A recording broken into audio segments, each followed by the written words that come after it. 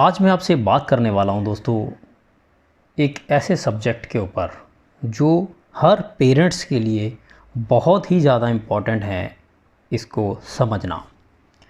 दोस्तों अगर आपको लगता है कि आपके बच्चे अच्छे नहीं हैं या समझदार नहीं हैं या दूसरे बच्चों की तुलना में एक्टिव नहीं हैं या आपकी उम्मीदों पर खरे नहीं उतर रहे या पढ़ाई कम करते हैं या स्पोर्ट्स में एक्टिविटी नहीं है या सुस्त रहते हैं या आपकी रिस्पेक्ट नहीं करते, और अगर कहीं आपको इन ऊपर दी हुई प्रॉब्लम में से लग रहा है कि कोई भी प्रॉब्लम आपके बच्चे में है, तो आपको ये समझना होगा कि आखिर वजह क्या है।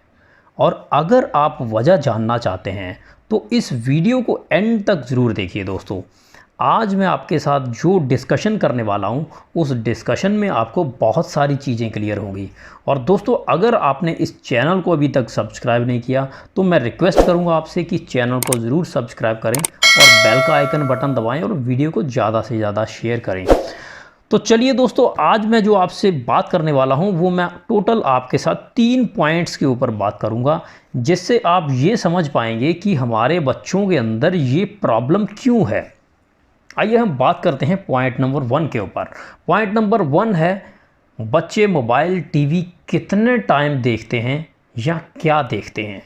आजकल हर एक बच्चे को एक आदत हो गई है टीवी या मोबाइल देखने की, क्योंकि दिन में कई कई घंटे बच्चे मोबाइल पर कार्टून देखते रहते हैं या वीडियो गेम्स खेलते रहते हैं या उस पर कोई ना कोई एक्टिविटी करते रहते हैं, जिस वजह से होता क्या है कि आपको लगना शुरू हो जाता है कि आपके बच्चे की प्रॉपर ग्रोथ नहीं हो रही, आपके बच्चे की हाइट नहीं बढ़ रही, आपके बच्चे की एनर्जी नहीं है आपके बच्चे के अंदर। उसका रीज़न यही है कि वो मोबाइल के अंदर बहुत ज़्यादा व्यस्त रहने की वजह से फिजिकल एक्टिविटी नहीं करता। इसलिए आपको अपने बच्चों के मोबाइल यूज़ के ऊपर कंट्रोल लगाना चाहिए। आप अपने बच्चे को बोल सकते हैं कि आपको मोबाइल दिन में 30 मिनट ही मिलेगा या 60 मिनट यूज़ करने के लिए मिलेगा।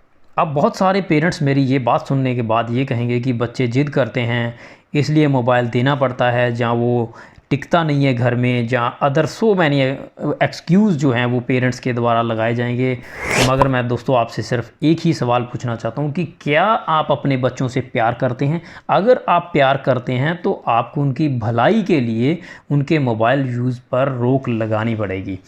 चलिए दोस्तों बात करते हैं पॉइंट नंबर 2 पे। दोस्तों अगर मैं कहूँ कि आपके बच्चों में अगर आपको कोई भी प्रॉब्लम लगती है तो उसकी वजह बच्चा नहीं बल्कि आप हैं, तो कैसा लगेगा। और क्या आप इस बात को मानने के लिए तैयार हो सकते हैं। बहुत से लोग मेरी इस बात से सहमत नहीं होंगे और अपने बच्चों की 100 कमियां निकाल देंगे, मगर ये मानना उनके लिए बहुत मुश्किल होगा कि बच्चे की कमियों के लिए वह खुद जिम्मेवार हैं। दोस्तों मैं इस बात को लेकर विस्तार से आपसे बात करूंगा। वीडियो को एंड तक देखते रहिए क्योंकि ये आपके बच्चों की ज़िंदगी का सवाल है। आप याद करो, जब आपके घर पहला बच्चा हुआ तो कई बार बच्चा जब गलतियां भी करता है तो आप उसकी गलतियों को इग्नोर करते हैं, क्योंकि वो बच्चा आपके लिए बहुत प्यारा होता है, बहुत लाडला होता है, पहला बच्चा होता है। इसलिए कई बार ऐसी भी सिचुएशन आती है कि वो किसी पर्सन के सामने उसकी बातों का पलट कर जवाब देता है, जब अपने बड़ों की बातों का पलट कर जब जवाब भी देता है तो हम उसको रोकने की बजाय उसको अप्रिशिएट करना शुरू कर देते हैं। आप जो भी बच्चे को बोल रहे हो, जिस बात पे रोक रहे हो, जहाँ किसी बात पे अप्रिशिएट कर रहे हो, बच्चा वो सारी बातें समझता है और धीरे धीरे फिर बच्चे की आदत बन जाती है। और जब बच्चे की आदत बन जाती है तो फिर उसे बदलने में आपको ज़्यादा मेहनत करनी पड़ेगी। इसीलिए दोस्तों आप बच्चे की किसी भी गलत बात को अप्रिशिएट मत करो। वो आपके और बच्चे दोनों के फ्यूचर के लिए बहुत अच्छा है, क्योंकि आज बच्चा छोटा है। अगर आप उसको डांट भी देंगे तो कोई फ़र्क नहीं पड़ेगा, वो आपकी बात से सहमत हो जाएगा। मगर जब बच्चा बड़ा हो गया और आप उसको उसकी किसी बात के लिए डांटेंगे, वो आपकी बात मानेगा या नहीं मानेगा इस बात की कोई गारंटी नहीं है। सो दोस्तों ये बहुत इंपॉर्टेंट पॉइंट था। अब बात करते हैं पॉइंट नंबर 3 के ऊपर। दोस्तों इस पॉइंट को बहुत ध्यान से सुनना, क्योंकि ज़्यादातर फैमिलीज़ में जो पॉइंट मैं डिस्कस करने वाला हूँ ये पॉइंट अप्लाई होता है। दोस्तों ये प्रॉब्लम ज़्यादातर घरों में होती है कि जिस घर में दूसरा बच्चा हो जाता है तो पेरेंट्स अपने छोटे बच्चे को ज़्यादा प्यार करना शुरू कर देते हैं और बड़े बच्चे की तरफ ध्यान कम कर देते हैं, जिस वजह से होता क्या है कि बड़ा बच्चा खुद को अकेला महसूस करना शुरू कर देता है और उस बच्चे का नेचर ऑटोमेटिकली बदलना शुरू हो जाएगा। दोस्तों इस बात को ध्यान दो कि जब आप बड़े बच्चे को इग्नोर करते हैं तो बड़ा बच्चा इस बात को समझता है कि उसे इग्नोर किया जा रहा है। इसलिए अगर आप भी यह गलती कर रहे हैं तो समय रहते इस गलती को सुधार लेना चाहिए।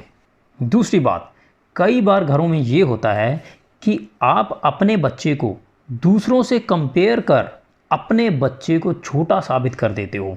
जैसे आप ये बात अक्सर बोलने लगते हो कि देखो पड़ोसी का लड़का पढ़ाई में बहुत अच्छा है, वो बहुत अच्छी एक्टिविटी करता है, वो बहुत अच्छे मार्क्स लेके आता है, वो पेरेंट्स की अच्छी रिस्पेक्ट करता है, वो ये करता है, वो करता है। तो इससे होता क्या है कि आपका बच्चा खुद को अनसिक्योर फील करना शुरू कर देता है। उसको लगना शुरू हो जाता है कि उसकी हर बात को उससे कंपेयर किया जाएगा। इसलिए वो दूसरे बच्चे से जिससे आप उसको कंपेयर करवा रहे हैं, ज़रूरी नहीं वो पड़ोसी का बच्चा हो, आपके अगर 2 बच्चे हैं तो आप कई बार छोटे बच्चे से बड़े बच्चे को कंपेयर करना शुरू करवा देते हो। बोलते हो कि देखो तुम्हारी छोटी बहन कितनी एक्टिव है, छोटा भाई कितना एक्टिव है, वो पढ़ाई अच्छी करता है, वो ये अच्छा करता है, वो अच्छा करता है। जहाँ कई बार आप अपने दोस्तों के सामने, जहाँ अपने रिश्तेदारों के सामने अपने ही बच्चों का कंपेयर शुरू कर देते हैं। आप बोलना शुरू कर देते हो देखो हमारा छोटा बच्चा इतना एक्टिव है, बड़ा तो एक्टिव नहीं है, छोटे बच्चे की हैंडराइटिंग बहुत अच्छी है, बड़े की नहीं है, छोटा बच्चा पढ़ाई बहुत अच्छी करता है, बड़ा नहीं करता, छोटा तो अपने आप काम कर लेता है, बड़ा नहीं करता।